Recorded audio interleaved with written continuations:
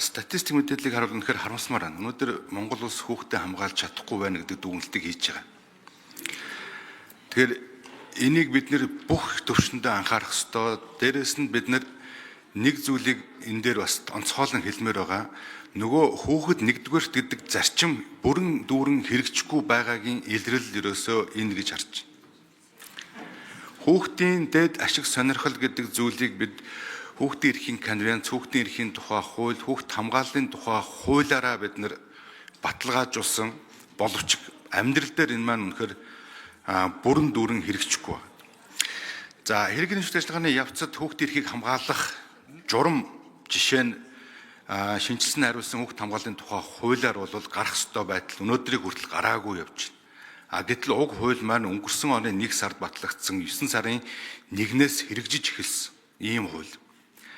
Тэгэхээр хүүхдийн асуудлыг бид нэр энэ томчуудаас хараат байдаг энэ амьгүй бидний томчуудын үгээр байдаг мэт ингэж хандаж ирсэн нь өнөөдөр ийм нөхцөл байдал бас хүрэж байгаа.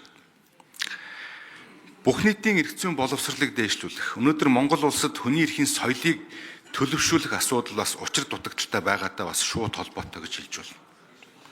Тэгэхээр энэ дээр бид нэр онцгой анхаарал хандуулах зайлшгүй шаардлага байна гэж харж байна.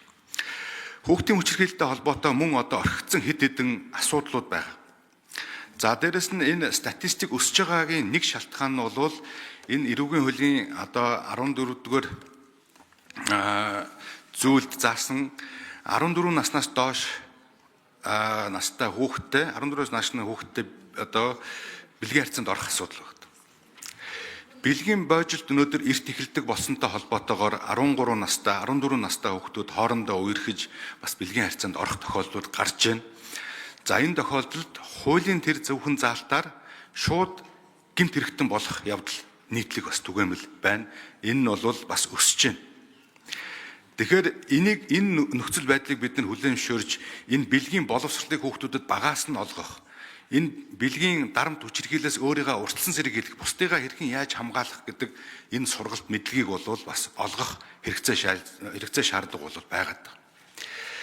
За ялангуяа энэ бага насны хүүхдүүдтэй холбоотойгоор бэлгийн одоо гаж зан үйлтэй буюу педофил хүмүүсийг өнөөдөр Монгол улс оншилдог, тогтоодог энэ зохицуулт байхгүй байдаг. Тэгэхээр энэ бага насны хүүхдэд бэлгийн харьцаанд орж таашаал авдаг хүмүүс буюу энэ педофил хүмүүсийг бид нар шинжилдэг, оншилдог. За аюулшин ариун зай гүшин тодруулжсоё. Хүүхдүүдийн өмнө томчууд бид нар л үүрэг хүлээж байгаа. Тэгээ энэ бэлгийн хүчирхийллийг бол бид нар нэг тохиолдол ч юм уу нэг нийтэд мэдгэдгэлээрээ нийтээр илүү цаазаар ав ялын одоо нэмээ гэж ил яриад байдаг. Гэтэл цаана мэддэхгүй маш олон тохиолдлууд байна шүү дээ.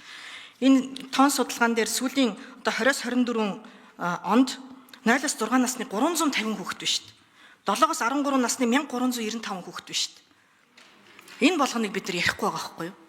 За томчууд хүүхдийг хүчндээд шоронд орж ивэл миний бодлоор уг нь тэр тариаг нь л тарчмаар байгаа юм. Гэтэл тухайн одоо хүний бас хүний эрх гэж яриад байх юм. Би тэрийг өрдөөс огтс ойлгохгүй. Саяны хунан гишүүний одоо хэлж байгаа асуудал маш зөв. Нөгөө хүүхдүүд хоорондоо үерхэд асуудалд орвол яах вэ гэж.